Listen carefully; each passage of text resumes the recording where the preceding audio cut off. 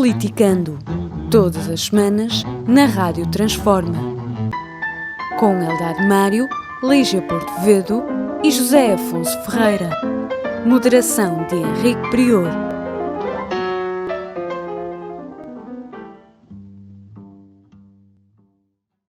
Sejam bem-vindos a mais um Politicando na Rádio Transforma. Hoje, e no começo do mês de abril, iremos ter um programa com um formato ligeiramente diferente do anterior. E essa diferença vai se notar ainda mais no próximo programa, porque no próximo programa teremos aqui mais uma convidada, a Luísa Maia, ilustre advogada, política experiente e no ativo, e que enriquecerá extremamente este debate.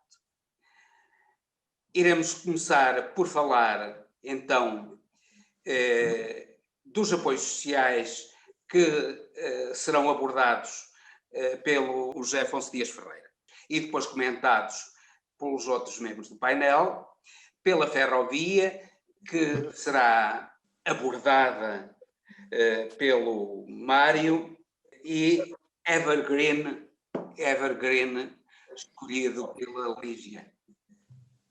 Então, muito boa tarde a todos. Mais uma vez, obrigado pela vossa presença, agradecendo também aos nossos espectadores a presença deles. Começamos então pelos apoios sociais. É uma questão importantíssima neste momento. A sociedade portuguesa está com gravíssimos problemas de pauperização, inclusivamente professores universitários que estão a recorrer aos apoios públicos. E há até uma diferença entre a Europa e os Estados Unidos. Os Estados Unidos de Biden deram qualquer coisa como um cheque de $1.400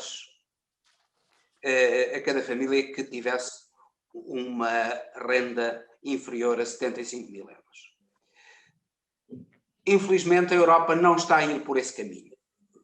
Eu gostaria que tu comentasses o problema dos apoios sociais, que é um problema português, mas penso que também será um problema europeu, e gostaria que tu, como economista até, e conhecedor também dos problemas da economia europeia, que te debruçasses e comentasses esta questão dos apoios. Muito bem. Boa tarde, Henrique. O Henrique começou por abordar ao de leve uma questão importante e que eu uso para a introdução. O que é que está aqui em causa neste momento, toda esta polémica, que é, antes de mais, já uma guerra política? O que está em causa, eu creio que ninguém pode ser contra. Estamos a falar no apoio aos trabalhadores independentes e aos sócios-gerentes.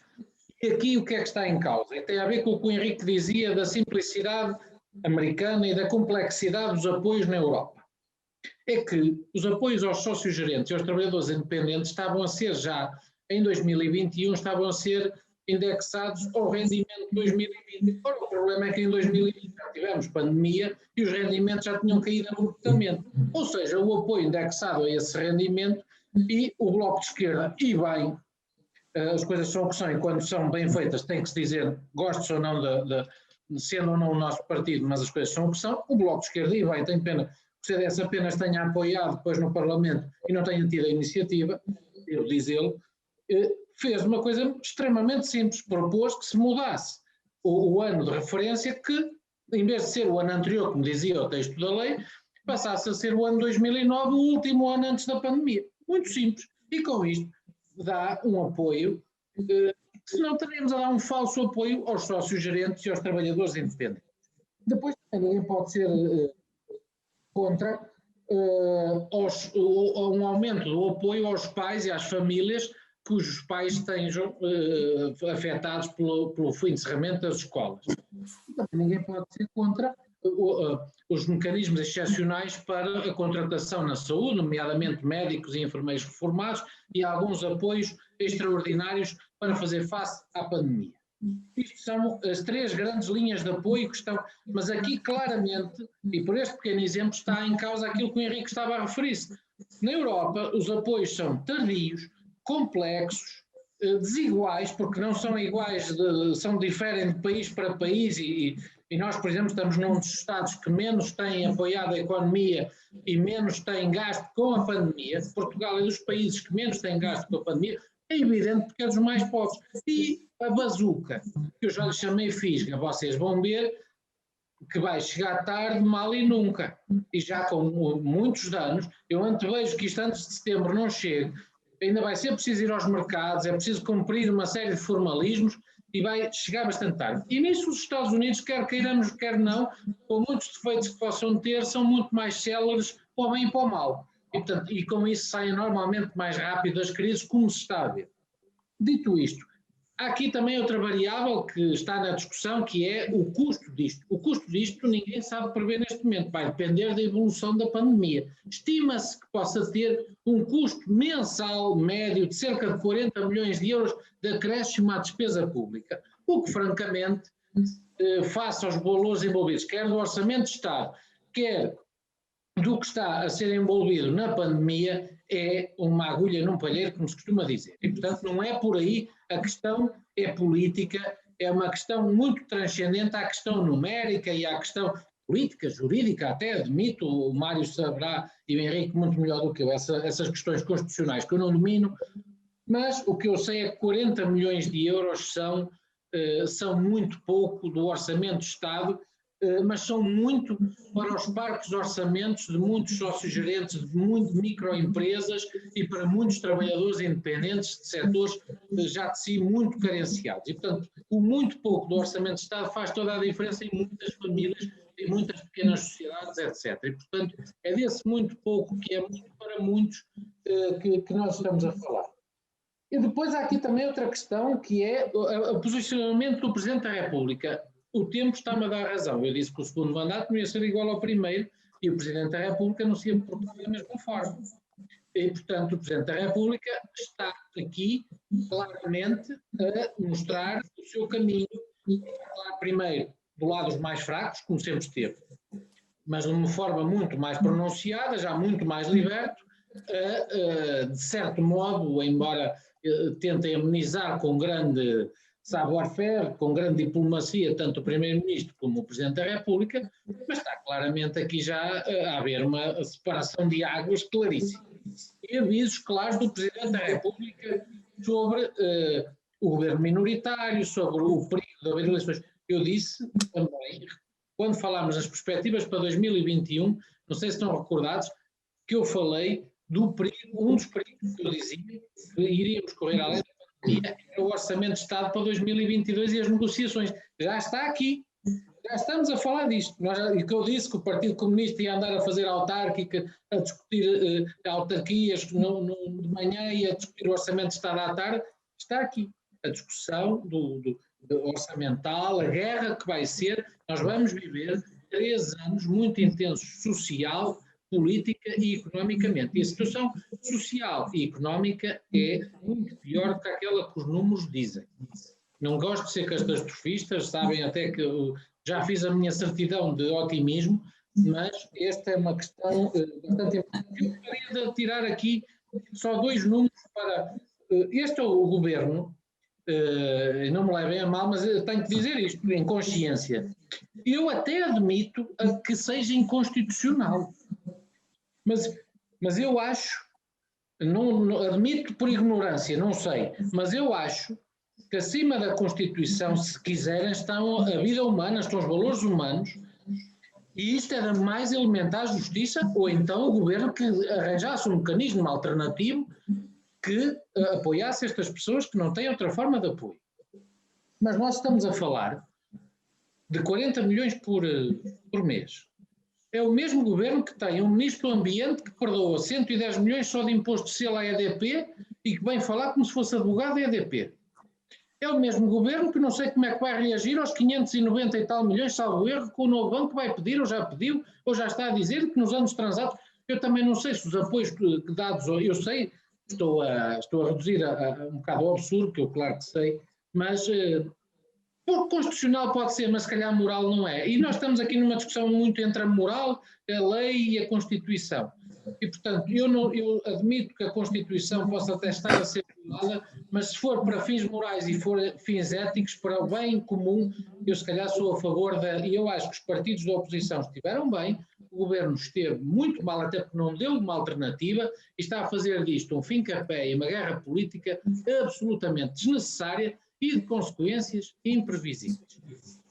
Para terminar, sim. tenho de fonte segura que o Tribunal Constitucional irá contra a decisão do Governo e não achará constitucional, porque ninguém vai querer, eu tenho dados concretos, posso afirmar isto, ninguém vai querer ficar com o ónus, e o Presidente da República atirou o ónus claramente para o Tribunal Constitucional. E, portanto, quem vai dizer não aos apoios não é o Presidente da República, vai ser o Tribunal Constitucional se decidir nesse sentido e der razão ao Governo. E, portanto, eu acho que vai toda a gente lavar as mãos como Pilatos, não vai ser declarado constitucional e vai avançar. Portanto, entendes, as tuas fontes de informação dizem que o Tribunal Constitucional vai dar razão ao Presidente da República que não há inconstitucionalidade, não é? Aliás, reparem, uniram-se todos os partidos da esquerda à extrema-direita a favor disto. Só o PS ficou sozinho. Está a haver um motivo. Lígia. Pois. Olha, é inconstitucional, não é inconstitucional. Este súbito amor às camadas mais desfavorecidas da população por parte do PSD e do CDS, que em 2011, 2012 não tiveram esse amor. Pois. Mas também o PS, que mostrou grande amor, agora por uma coisa de nada, faz exatamente o seu contrário. E eu não foi sem razão que deixei aqui o exemplo americano, que é o exemplo do Estado liberal máximo. Eu gostaria que comentasse isto também. Pois eu acho que eu não sei, evidentemente, se é constitucional, se não é.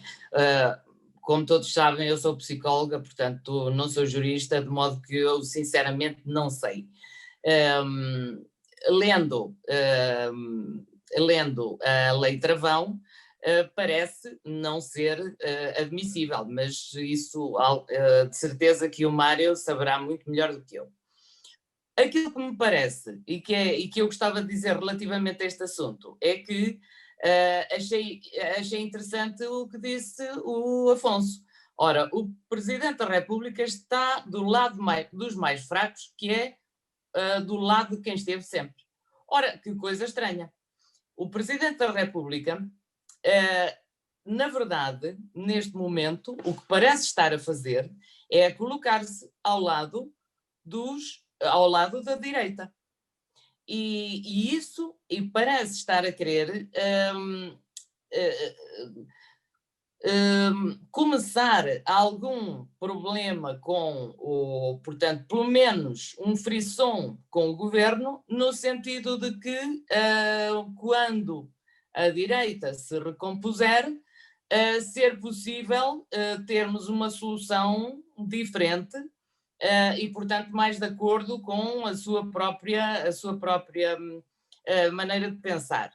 Portanto, eu não me parece nada que o Presidente da República esteja do lado dos mais fracos, como sempre esteve, até porque o próprio partido do Presidente da República, que não nos vamos esquecer que é o PSD, é um partido que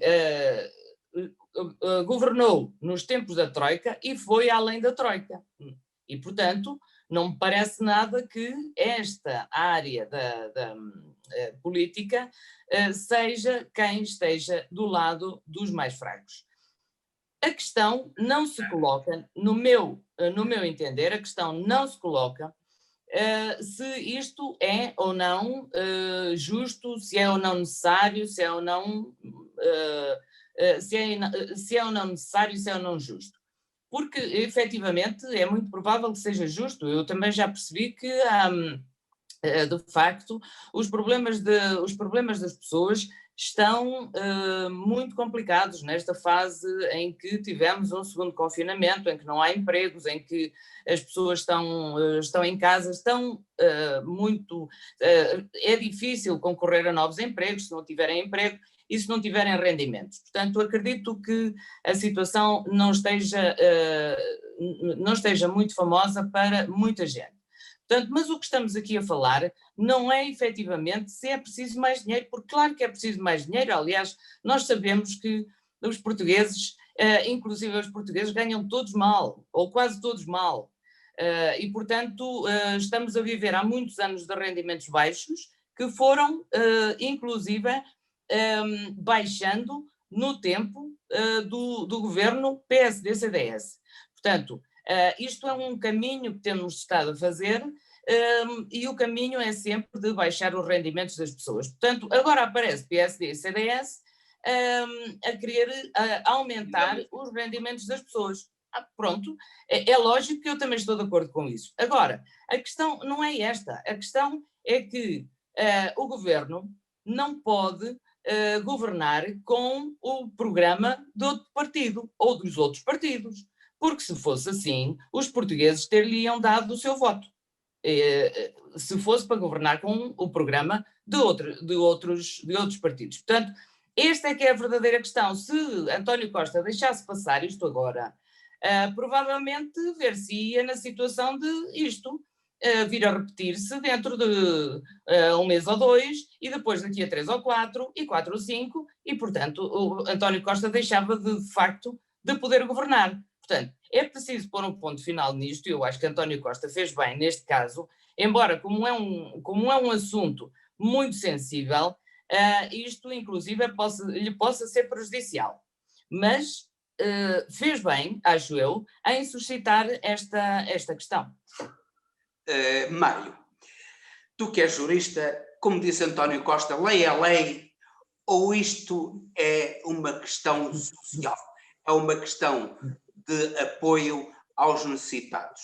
E é uma questão também, isso é muito importante, é que o António Costa, que também é jurista, ele falou lei à lei. Pois é, mas a lei também tem uma coisa, chama-se alteração anormal das circunstâncias.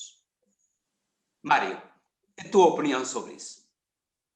A minha opinião é esta. Em primeiro lugar, e desde logo não está em causa a benignidade das leis aprovadas ao arrepio do Partido Socialista na Assembleia da República. São apoios absolutamente necessários, são justos e adequados à situação de pandemia em que nos encontramos. Posto isto, vejamos a situação do ponto de vista constitucional e do ponto de vista político, porque aqui é que está o grande problema. É que, do ponto de vista constitucional, no meu entender, as leis ferem de forma absolutamente flagrante o texto da Constituição. Nós temos uma lei travão, que é a lei que está inscrita no artigo 167, número 2 da Constituição da República Portuguesa, que proíbe os deputados, os grupos parlamentares, etc., de apresentar projetos de lei, propostas de lei ou propostas de alteração que envolvam, no ano económico em curso, aumento das despesas ou diminuição das receitas do Estado previstas no orçamento. É isto que diz claramente o número 2 do artigo 167, a que as pessoas chamam lei travão. Ora bom, na fundamentação jurídica que o Presidente da República enunciou no texto que precede a promulgação, lê-se no seu artigo 9º. Neste caso, como noutros, no mandato anterior, há uma interpretação conforme a Constituição, diz Marcelo, escreve Marcelo. A interpretação que justifica a promulgação dos presentes 3 diplomas é simples e é conforme a Constituição. Continua Marcelo Silva de Sousa. E agora pasme-se no último parágrafo. Os diplomas podem ser aplicados na medida em que respeitem os limites resultantes do orçamento do Estado vigente. Ora bem, se isto não é uma contradição de palmatória, ainda por cima, num homem que é constitucionalista, eu vou ali e já bem. Isto, do ponto de vista, digamos, estritamente jurídico, parece-me um erro de palmatória. De qualquer forma, vamos agora abordar a questão política também, meia dúzia de segundos. Do ponto de vista político, o que isso significa é a abertura de um precedente que até agora nunca se tinha verificado, de invasão dos poderes que estão separados pela Constituição da República, do poder legislativo, do poder executivo e dos poderes do Presidente da República. Este, quanto a mim, é o precedente grave que se abriu com esta promulgação. E porquê? Porque, do ponto de vista político, estende-se ou abre-se a possibilidade de que daqui por 2 ou 3 meses, daqui por 4 ou 5 meses, daqui por 6 meses, se aprovem leis com o mesmo objetivo, ou outro, até podia ser o da diminuição das receitas, e não do aumento das despesas, que deixaria de ter, como a Lígia disse muito bem, deixaria de ter sentido qualquer ato de governação. Quer dizer, esgotar-se-ia dessa forma o poder executivo, porque a partir deste momento quem governa o país é a Assembleia da República. Estão-me a fazer entender, para ser claro? Bom, agora, também do ponto de vista político, acho interessante ver a esquerda parlamentar, o PCP e o Bloco de Esquerda, unido à direita, que, quando foi governo, martirizou os portugueses com acréscimos brutais de impostos, com retirada de pensões, subsídios, etc., etc., tudo aquilo que nós sabemos. E é esta mesma direita que hoje acorda para necessidades sociais que outrora escamoteou, que outrora impediu, que outrora pôs completamente fora do circuito daquilo que hoje eleva a necessidades sociais prementes.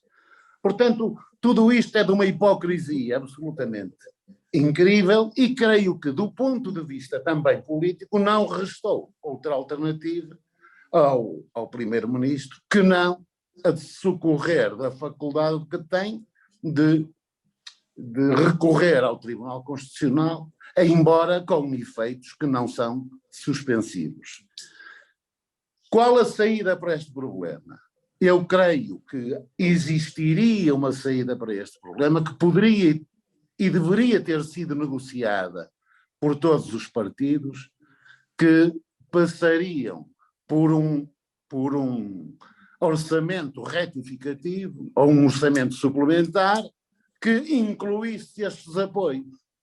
Agora, não tendo havido esse acordo, por razões que eu desconheço, mas não tendo havido esse acordo, é um precedente gravíssimo do ponto de vista constitucional, do ponto de vista jurídico, do ponto de vista político e do ponto de vista da invasão dos poderes, do poder executivo por parte do poder legislativo e dos poderes que incumbem ao Presidente da República. Vamos passar então para outro tema, e então eu passo agora para a Lígia, deixando a ferrovia para o fim, que me parece muito importante. Lígia, fala então... Evergreen. Sim. O Evergreen. Evergreen. Exato. Ora, o Evergreen. eu escolhi este tema porque é um tema que, portanto, do comércio marítimo, porque é um tema que me parece muito interessante, estando nós no século XXI, estando nós com os problemas que todos sabemos relativamente à sustentabilidade do planeta, relativamente portanto, à ecologia que não tem sido respeitada, é importante saber porque é que acontecem coisas como aconteceram agora com o Evergreen.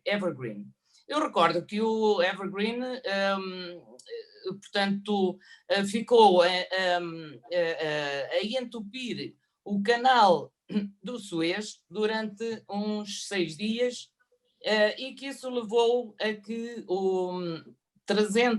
pelo menos 300 navios ficassem à espera de poderem atravessar o canal do Suez enquanto o Evergreen estava lá encalhado. Ora, o Evergreen é um navio que portanto, do género dos supernavios que foram construídos na altura da Guerra Fria e que visavam, portanto, com aquele porte enorme, visavam fazer a rota do Cabo, porque a rota do Suez era uma rota uma rota um pouco mais sensível, uma vez que ficava entre 2 blocos onde na altura portanto, que não eram propriamente, estavam não era nada. Não eram, pronto. E, portanto, isto era exatamente por causa disso que estes navios foram construídos com este tamanho, porque eles, teoricamente, iriam fazer a rota do Cabo. Ora, com o aumento do comércio mundial, portanto, e principalmente com a dependência da Europa relativamente a produtos, a energias e também ao comércio online,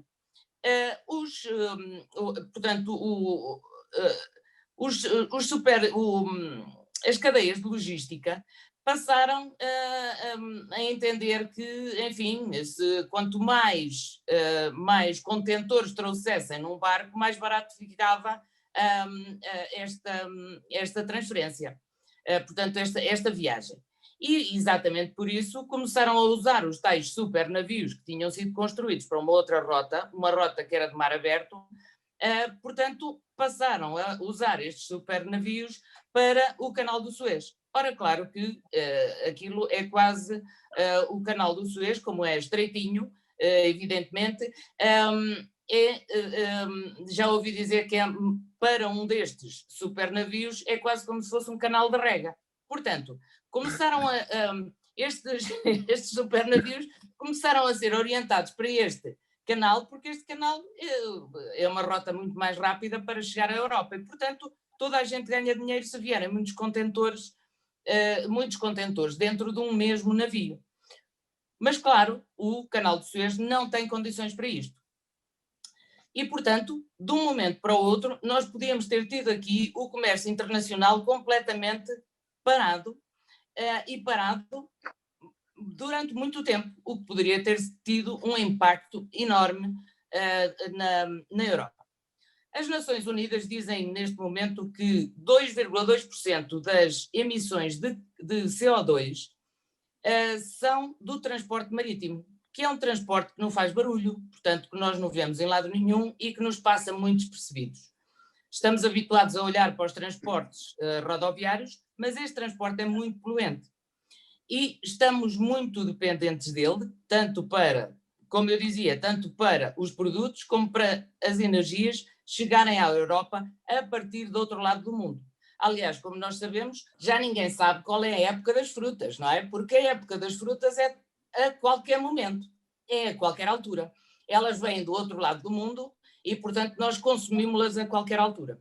É exatamente este paradigma de sociedade que nós temos construída na Europa, e não só na Europa, no mundo ocidental, que é um paradigma que tem que ser alterado. Porque, efetivamente, este paradigma... Rapidamente, achas que nós termos uvas no inverno que vêm da África do Sul ou que vêm do Chile, pois, se o mal? Não, é mau para o planeta, naturalmente, porque estes super navios são muito poluentes. Trazem todas essas mercadorias que nos fazem muito felizes durante todo o ano, mas evidentemente isto é pago em termos de sustentabilidade do planeta. E, portanto, isto não pode continuar assim e há que alterar o modo como o mundo ocidental vive e agora fomos chamados à atenção para este problema exatamente por causa do canal de Suez.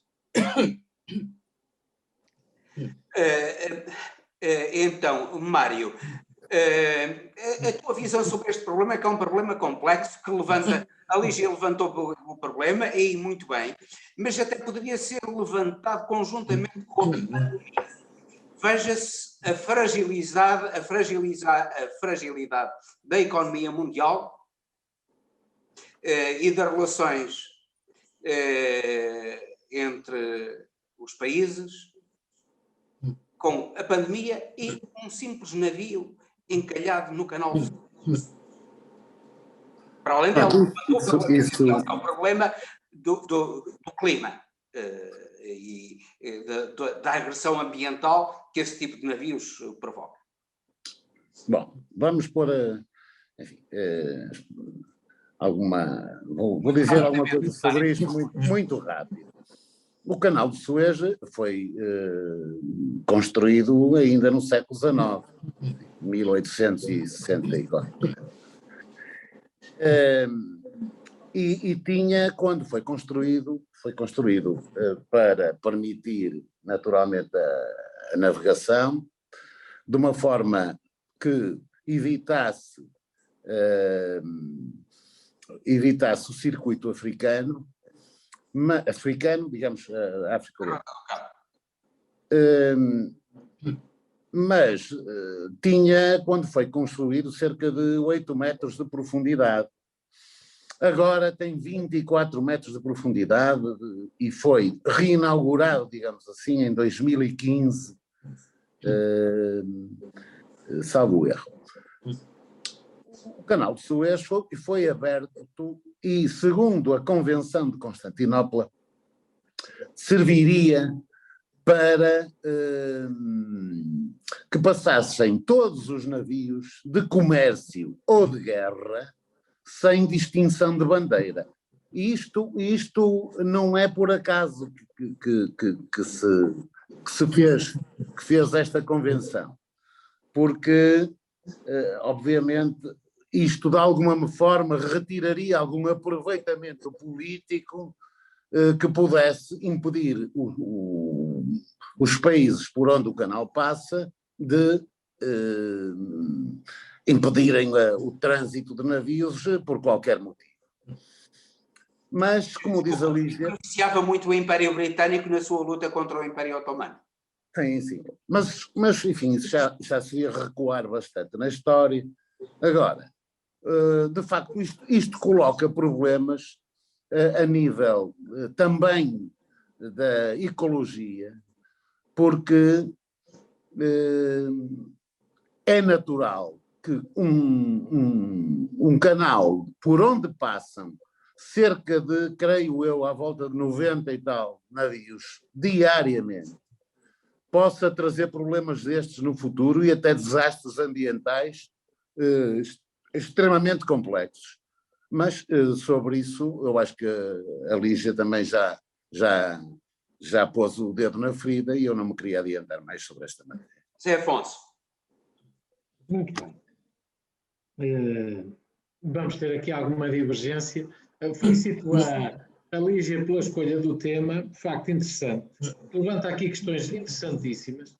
Ainda por cima, ter o green é um aspecto que eu gosto sempre muito e, portanto, acho que foi muito bem. falando sério, como diz a canção, nós estamos a falar de um espaço onde passa cerca de 12% de todo o comércio mundial. Estamos a falar, a Lígia coloca a questão em aspectos que eu concordo e importantes, e a questão da ecologia, obviamente estou absolutamente com partilho as mesmas preocupações da Lígia, mas nós estamos a esquecer-nos a outra parte do copo. É que este canal também, por outro lado, também é ambientalmente correto, porque ele ainda assim poupa 10 dias de viagem e com isso poupa muito combustível, poupa muita poluição. Portanto, nós estamos a ver uma parte do copo, mas há outra. É que apesar de tudo, é ecologicamente também, claro que é evidente, onde passam 90 navios, isto acho que deve fazer pensar uma coisa.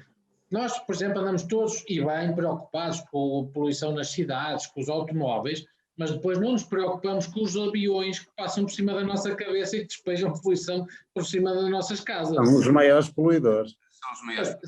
Em termos de poluição, 1/3 são os transportes terrestres, depois outro terço é mais e a indústria, outro terço divide-se entre aviação civil e militar e também os navios, que os navios poluem. Andamos todos preocupados em não ter carros poluentes na marginal de Lisboa, mas depois temos portos que atracam navios extremamente poluentes. Portanto, há aqui uma série de contradições e as exigências que estão a ser... Há estudos, claro que é difícil, mas a engenharia tem que se preparar para reduzir, porque estes navios não têm qualquer tipo de filtro. Portanto, um navio destes por dia polui mais do que muitas cidades cheias de automóveis a diesel. E, portanto, essa é uma questão importante e eu felicito a Lígia por ter colocado. Mas há aqui uma outra questão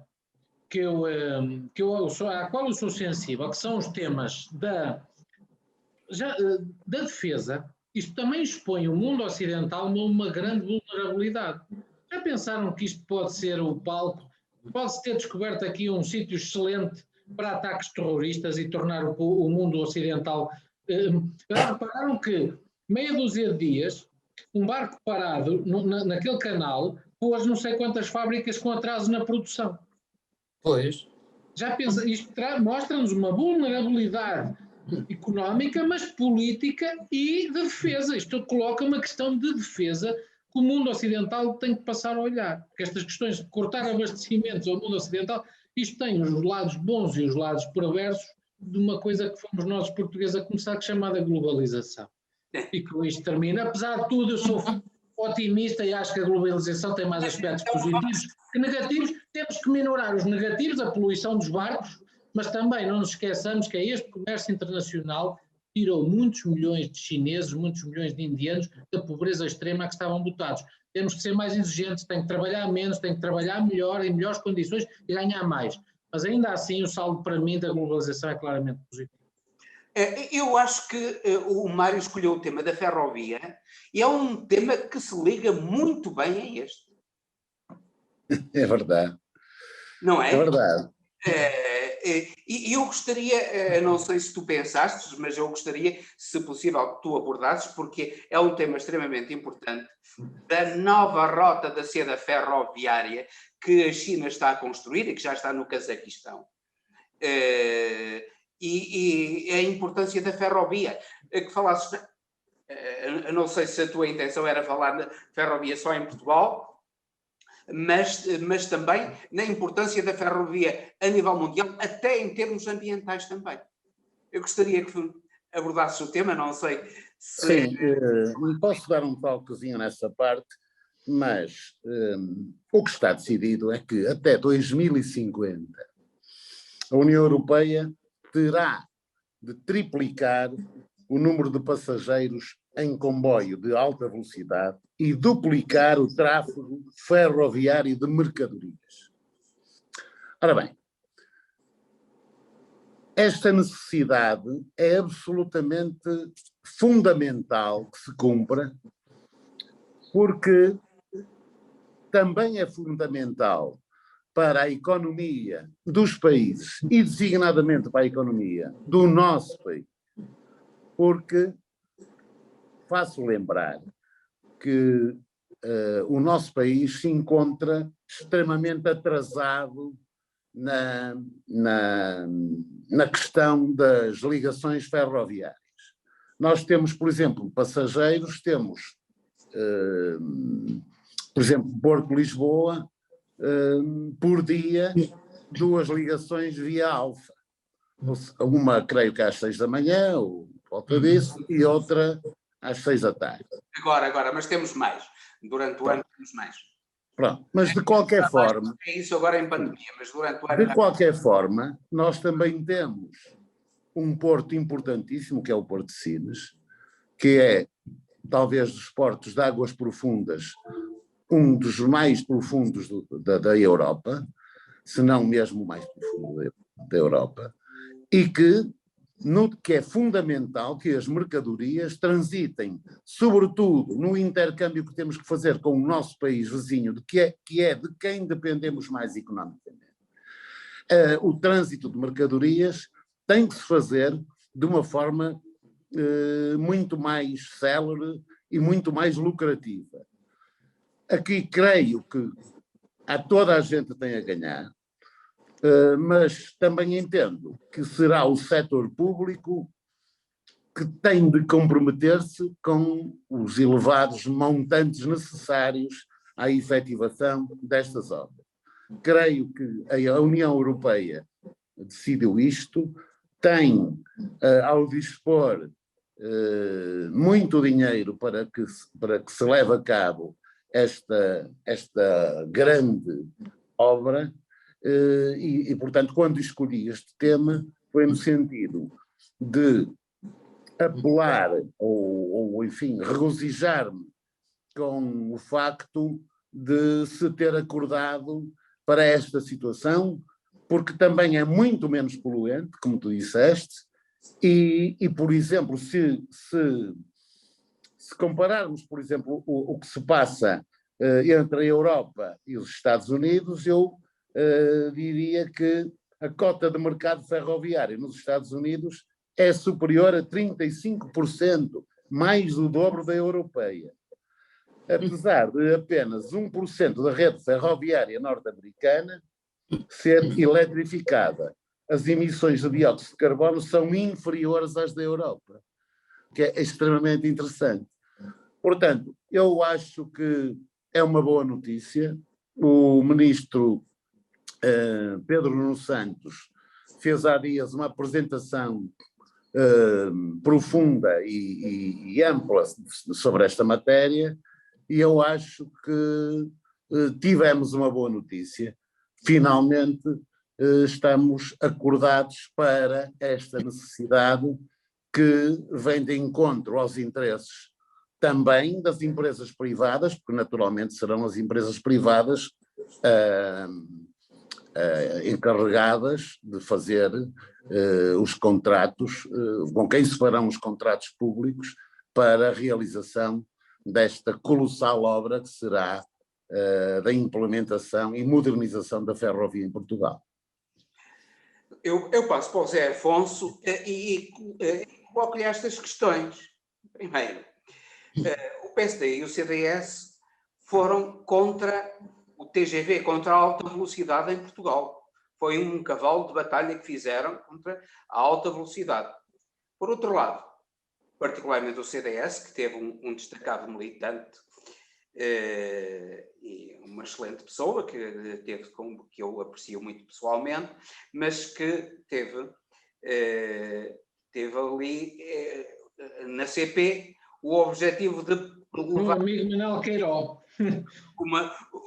O meu amigo Manuel Queiró também teve ali, esteve na CP para privatizar aquilo. E, afinal de contas, nomeadamente havia imensas composições, estava tudo encostado, e este ministro com pouco dinheiro, pôs ali imensas composições muito boas a funcionar. TGV, portanto, a alta velocidade que, afinal de contas, o governo PSD-CDS execrou, e a recuperação da ferrovia parece estarem contra aquilo que foi a política do PSD-CDS. Bom, eu vou dar a minha opinião particular e pessoal, sobretudo, como utente, hoje menos, mas já fui muitos anos utente de comboio, nas linhas suburbanas, de metro, e eu sou um fã incondicional do comboio e do metro, e sempre que possível o utilizo. Infelizmente, também a pandemia está, neste momento, é a primeira inimiga do transporte. Questão de princípio, obviamente que concordo com quase tudo o que o Mário disse. A Europa tem muito que dar, é um disparate de todos os pontos de vista o transporte de mercadorias da Europa ser sobretudo feito em caminhões. É do ponto de vista logístico, é do ponto de vista ambiental, é do ponto de vista económico, então do ponto de vista económico muito ineficiente, apesar da redução de custos de operação hoje dos caminhões, mas ainda é um custo incomportável que um comboio faz. Depois há aqui uma questão que tem que fazer, o comboio é, do ponto de vista da escala, muito maior e portanto tem uma redução de custos de transporte. Depois o que é que preciso também fazer é grandes centros intermodais de distribuição que depois permitam que as mercadorias vão para os polos industriais ou para os centros grandes urbanos de consumo, ou por ferrovia ainda, ligeira, ou por veículos, e esperemos que também a eletrificação chegue a estudos. A Tesla já está neste momento com caminhões a testar, eu creio que a eletrificação também chegará brevemente aos transportes de mercadorias e de passageiros, e portanto aí também haverá uma redução significativa da poluição, pelo menos a poluição direta, porque se depois lá vamos a outra questão. Deixa-me distinguir duas coisas. Uma coisa é que são dos princípios, ferrovia. Há outra questão que é se isso implica TGV na Península Ibérica, nomeadamente em Portugal, ou não. Eu tenho fundadas dúvidas de que ele seja eficiente na ligação Madrid-Lisboa. Nós podemos ter média velocidade, a Finlândia, há muitos países que não têm alta velocidade. Ter alta velocidade não significa não ter alta velocidade, não significa não investir em ferrovia. Pelo contrário, nós temos uma ligação péssima a Vigo, que é estratégica. Então, aqui para o Noroeste Peninsular é estratégica. Anda-se há anos com a linha do Minho, anda-se há anos a fazer isto aos bochechos. Nós temos uma série de ligações. Foi um crime de lesa majestade o que se fez nos anos 80 e 90, e tem que ser dito, sobretudo pelos governos do Cavaco Silva, pelos governos, foi um disparate, e depois é como tudo, o custo de reativar linhas é muito maior do que o de desmanter, e portanto foi um disparate total.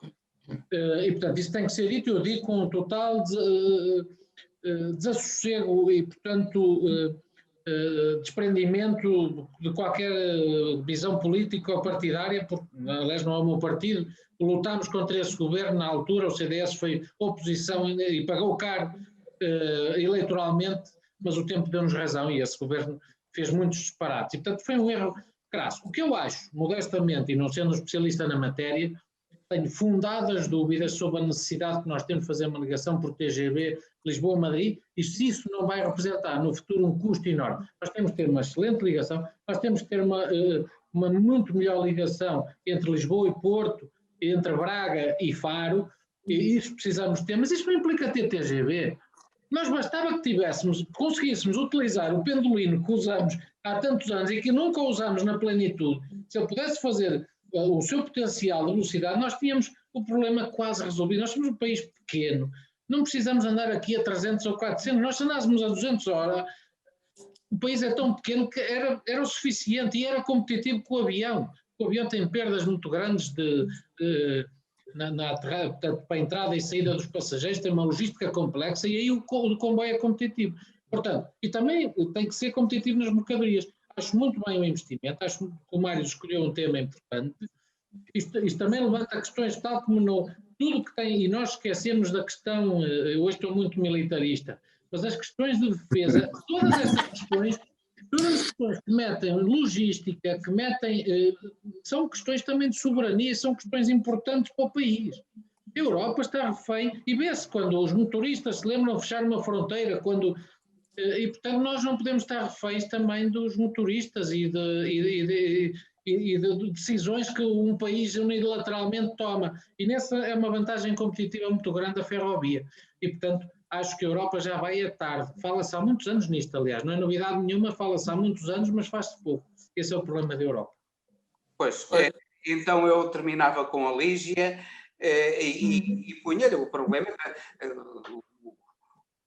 O Zé Afonso colocou aí um problema da eficiência económica do transporte, mas há uma eficiência económica, mesmo que haja a eletrificação dos transportes rodoviários, há um problema, uma questão muito importante, que é a questão de a ferrovia permitir, como já permite noutros países comboios de mercadorias de 1,5 km.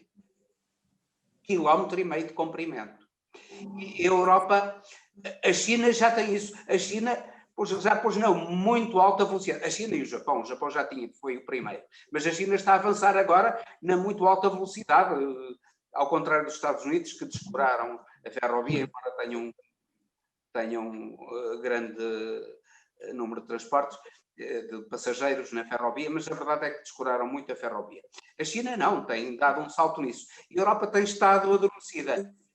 Lígia, achas que também achas que o TGV não é útil para Portugal? O que achas relativamente às ligações de Portugal à Europa através da ferrovia? Eu acho que seria muito útil para Portugal ter alta velocidade, sem dúvida. Quer dizer, eu sinceramente até me surpreendo como o Afonso acha que, enfim, deve ser uma questão de coerência partidária, porque achar que a ferrovia funciona na mesma se andar devagarinho é a mesma coisa que dizer, ok, para que é que vamos de carro a Lisboa se podíamos ir de diligência, não é? De carro a cavalos, pronto, também se pode ir, é evidente, mas é claro que estas coisas... Pode-se andar devagarinho, pronto, eu sei, eu percebo, portanto... Queres uma alteração, mas assim, não muito grande alteração, não é? Pelo menos para que não haja um choque com aquilo que o governo PSD, CDS... Eu acho que isso vai ser definido pela União Europeia.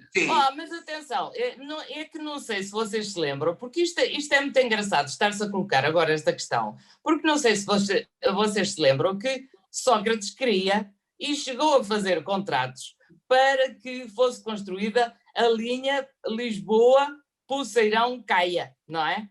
E esta linha, que quando caiu o governo, portanto, quando foi substituído pelo governo PSD-CDS, em que o governo PSD-CDS achou que isto era uma obra faraónica, era assim que lhe chamavam, despesista, etc., portanto, acabou por não usar os dinheiros que viriam da União Europeia para fazer esta obra e, inclusive, pagar indemnizações às empresas que já estavam contratadas ou que já tinham pré-contratos para fazerem as obras. E, portanto, em vez de, por uma questão puramente, eu não diria ideológica, puramente partidária, perdeu-se a oportunidade de fazer esta obra e de fazer esta mudança quando, efetivamente, já se podia ter feito esta mudança, mas apenas porque houve um preconceito relativamente a quem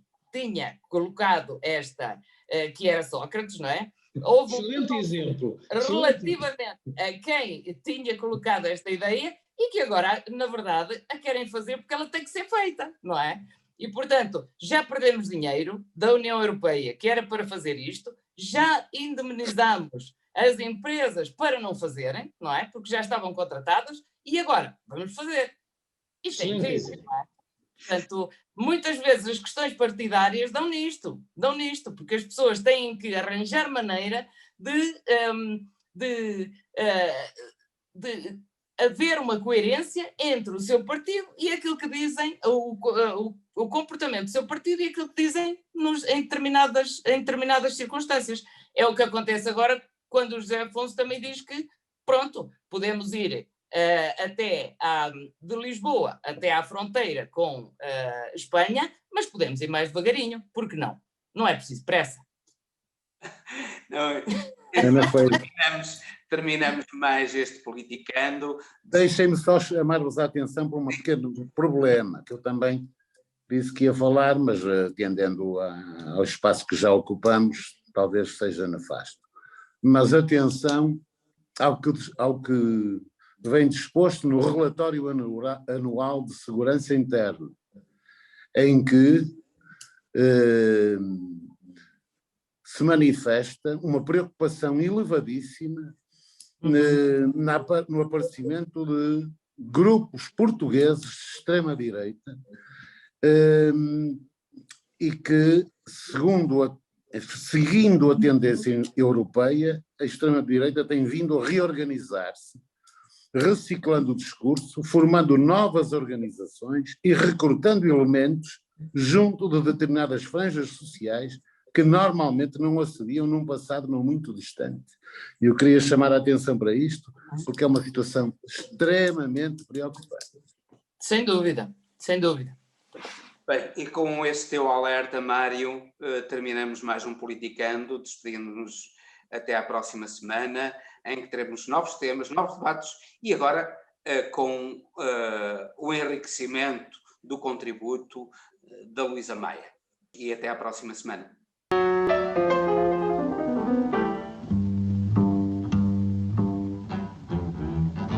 Politicando, todas as semanas, na Rádio Transforma.